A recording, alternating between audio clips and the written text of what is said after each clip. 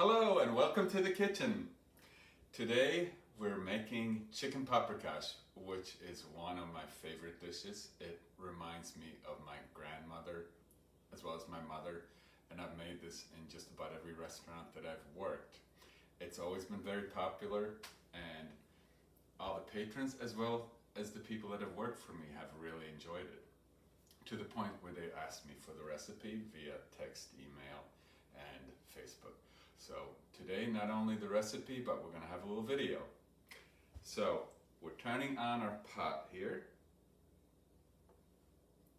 on high heat.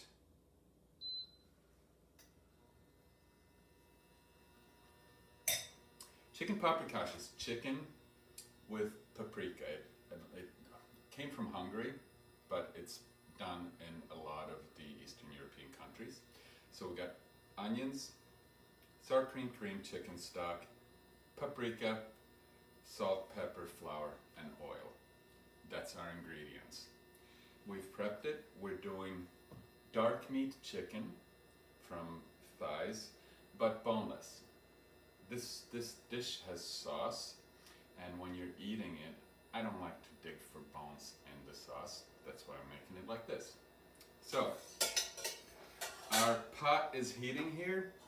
We got oil, which we're adding first, smoking hot, and here's our onions. About 2 cups of onions, pretty finely chopped. You don't want to mince them, you want to chop them relatively fine.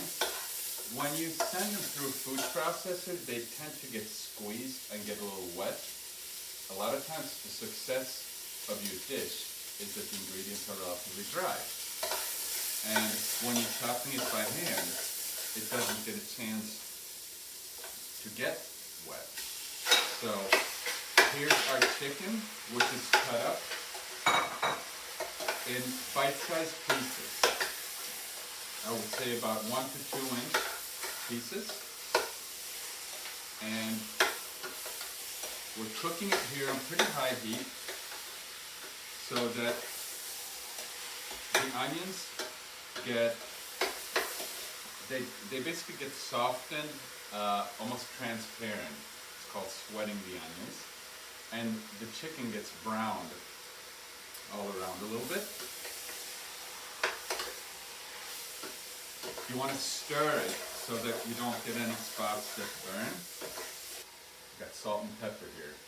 1/2 teaspoon of white pepper, 1.5 teaspoon of salt. Now, thing to say about the salt and pepper, it's good to add some to the dish as you're cooking. You're going to adjust it when you get closer to the end. We're using that much salt because our chicken stock is freshly made and has no salt in it. I like to make the stocks without having salt in it, because then you can sort of adjust it at the end to whatever you want to put in it. Alright, next thing you add to it is you want to sprinkle it liberally with Hungarian paprika, and the paprika should cook a little bit and get brown, but you have to be careful not to burn it. So this is 4 tablespoons of paprika.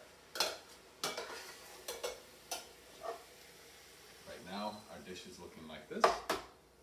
Okay, so this is going to take a few minutes to start cooking. You want to make sure that you sort of brown it on the outsides to keep the pieces juicy on the inside. Ideally, a larger pot, or doing it in a couple of batches, is better because you don't lower the temperature of the pot. But this is a super hot pan, so we'll be fine. And now it's getting nicely colored and mixed in.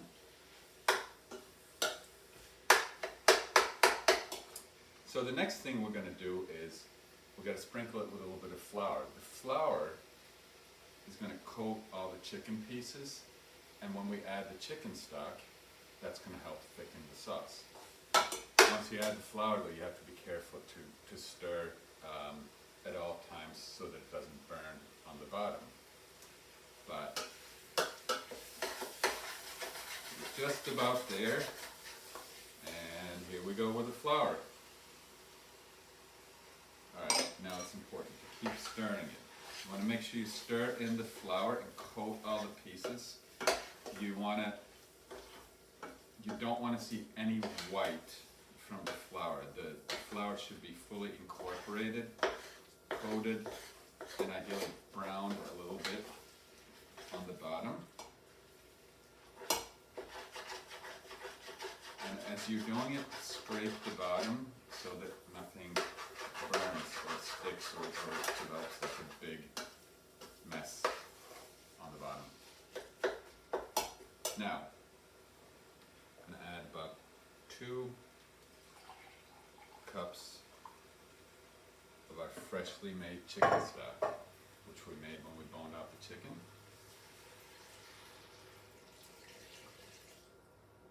Now we may need more. It's a pretty good sized pot. Okay, now that we've added the stock, it's going to start thickening up. We also got to make sure that we really stir and scrape the bottom of the pot to get all the little pieces that have browned to the bottom. There's all sorts of goodness there. Okay. And if you can see it a little bit, so we'll get some more shots from above later. This is still looking pretty juicy, but as it comes to a boil, it's going to thicken up nicely. Once it does, we have to keep an eye on the sauce to make sure that it doesn't get too thick.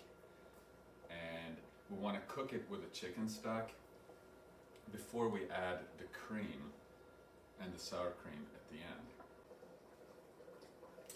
Okay, we've been simmering and stirring away for about 25 minutes here, and the sauce has thickened quite nicely.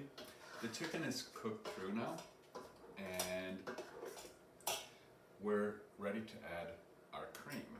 So here's half a cup of cream. We're adding. It doesn't need any more chicken stock because it hasn't really gotten that thick, but the cream is also helping to thicken it and give it a little creamy look. We're going to let this simmer for a little bit.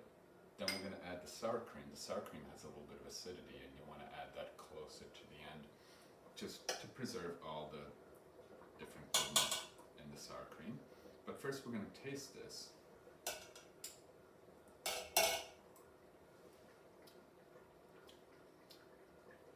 Okay, it's quite nice, but I noticed we need a little bit more salt.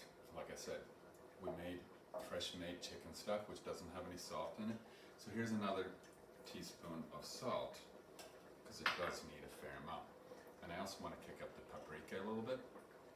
So we're adding 1 more tablespoon of paprika. Ideally you want to add that in the beginning so it gets, a nicer coating. But we'll stir that in here. It's simmering at sort of a low to medium, because you don't want to burn it from the bottom, but you got to make sure that something's happening here. So what do we serve with our chicken paprikash? I would say the 2 most preferable thing to serve with it is rice goes pretty well and is pleasing to many people, and it's relatively simple. I like dumplings like we had when I grew up, which are sort of raised dumplings, almost like a little bread-like thing, and you actually boil them. We're going to do those a little bit later. You can also serve it with egg noodles. That works as well. Salt in itself, like sugar and vinegar, does not give the big taste, but helps to lift all the other flavors. In this case, the paprika. All right, our one final last piece to add to this is going to be the sour cream.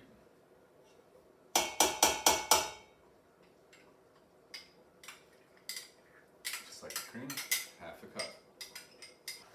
Oh boy, I can smell it. It smells delicious. I'm going to dive into the pot.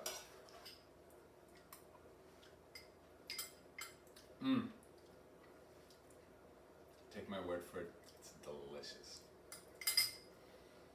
So, I hope you've enjoyed this, and we're gonna finish this off once we get the dumplings done, but I hope you get a chance to try this yourself. Thank you for watching.